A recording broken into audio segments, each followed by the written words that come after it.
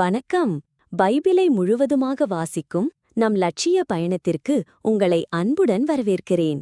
இன்று நாம் இணைச்சட்டம் நூலில் 23வது அதிகாரத்தை வாசிக்க இருக்கிறோம்.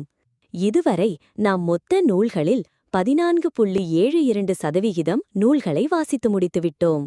இன்னும் சில நூல்களை முடித்தால் நம் பயணம் வெற்றிகரமாகும். இன்றைய வாசிப்பின் மூலம் அந்த இலக்கை இன்னும் முன்னோக்கி நகர்த்துவோம். வாங்க தொடங்குவோம்.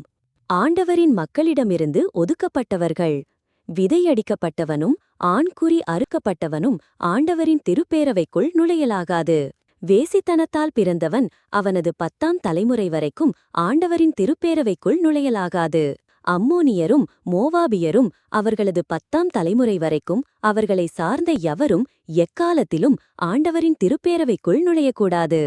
ஏனெனில் நீங்கள் எகிப்திலிருந்து புறப்பட்டு வரும் வழியில் அவர்கள் அப்பங்களோடும் தண்ணீரோடும் உங்களை எதிர்கொள்ளவில்லை.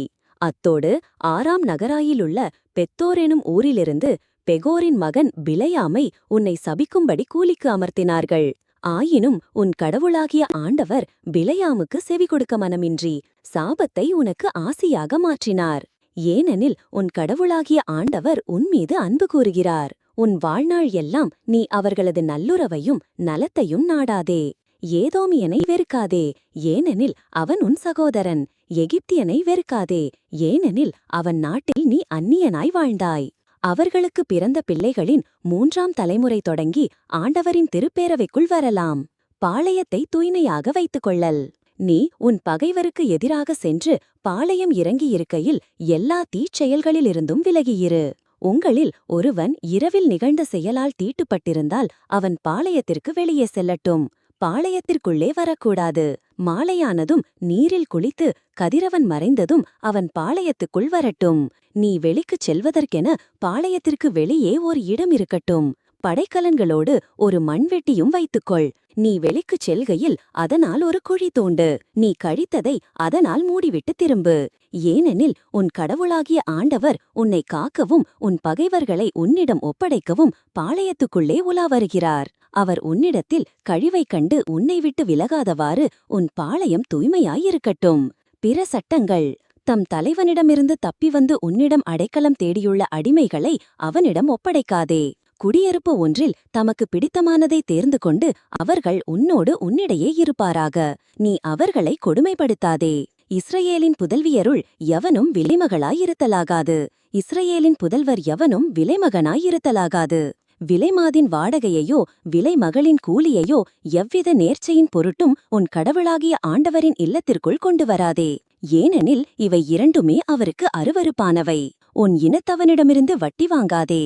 பணத்துக்கோ தானியத்துக்கோ கடனாக கொடுத்த எந்த பொருளுக்கோ வட்டி வாங்காதே. வேற்று இனத்தானிடமிருந்து நீ வட்டி வாங்கலாம்.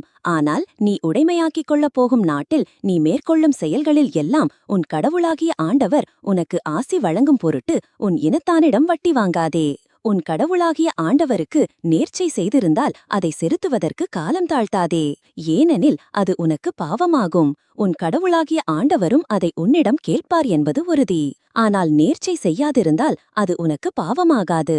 உனது வாயால் வாக்களித்து உன் சொந்த விருப்பத்தினால் உன் கடவுளாகிய ஆண்டவருக்கு நேர்ச்சை செய்வதால் உன் வாயால் சொல்வதை செயலில் காட்ட கருத்தாயிரு.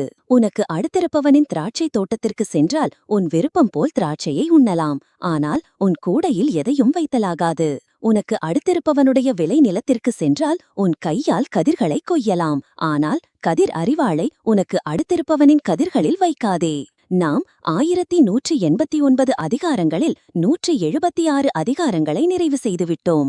இன்னும் சில அதிகாரங்களை வாசித்தால் முழு பைபிளையும் முடித்து விடுவோம். நாளை அடுத்த அதிகாரத்தை பார்க்க சந்திப்போம். நாள்தோறும் இந்த பயணத்தில் நீங்களும் பங்கேற்றால் பைபிளை முழுமையாக வாசித்து முடிப்போம். இது நம் வாழ்க்கையிலும் ஆன்மாவிலும் பெரிய மாற்றத்தை ஏற்படுத்தும். இந்த பயணம் உங்களுக்கு நம்பிக்கையையும் சமாதானத்தையும் கொடுத்தால் இந்த வீடியோவை லைக் செய்யவும் சப்ஸ்கிரைப் செய்யவும் மறக்காதீர்கள். பகிர்ந்து மற்றவர்களையும் இந்த பயணத்தில் சேருங்கள். மறக்காமல் வாருங்கள்.